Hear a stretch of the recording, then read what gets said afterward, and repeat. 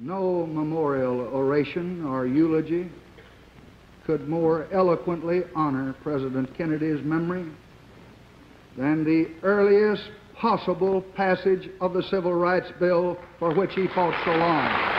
President Johnson addressing Congress after the assassination of President Kennedy. Just 218 days later, 50 years ago tomorrow, Johnson signed that landmark bill into law. James Brown talked to one of the men who helped LBJ change the course of American history.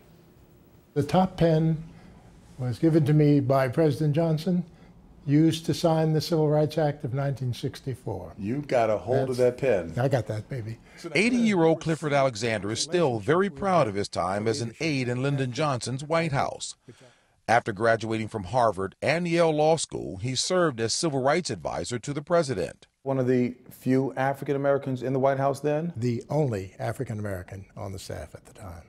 What was that like, Cliff? It was like many things in this life, where black people were not included as much as they should have been. But in the case of Lyndon Johnson, he made me as comfortable as he made his white aides. He was a man who was forward-looking and a man who cared about people. Alexander was part of a team working on the Civil Rights Bill, but he says it was Johnson's passion that produced the historic legislation. First of all, his own righteousness. Secondly, his skill in dealing with the legislature. Thirdly, getting the civil rights leadership to come forward and to put pressure on him, on members of Congress, to do something about civil rights. My fellow Americans, I am about to sign into law the Civil Rights Act of 1964. On the day of the signing, Alexander was seated in the packed East Room. And was there a lot of talk or chatter or loose frivolity or no? There was not a lot of loose frivolity.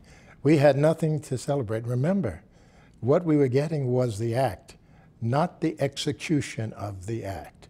Nobody had gotten hired. Nobody was able to sit at the lunch counter yet. What we now had was protection for those who would keep that away from us as a right. And that was extraordinarily important. A major part of the act established the Equal Employment Opportunity Commission, and LBJ would tap Clifford Alexander as the first African American to head the agency. This was given to you by? By President Johnson when I was sworn in as head of the Equal Employment Opportunity Commission. Alexander worked behind the scenes to put the first African American, Thurgood Marshall, on the Supreme Court, and also helped to push through the Voting Rights Act in 1965. But he feels the quest for equality is not over, and the same effort of yesteryear is needed today. You have to, in this society, you have to push. And if you don't push, you're not going to get it. And on July 2nd, 1964, that push began to pay off. James Brown, CBS News, New York.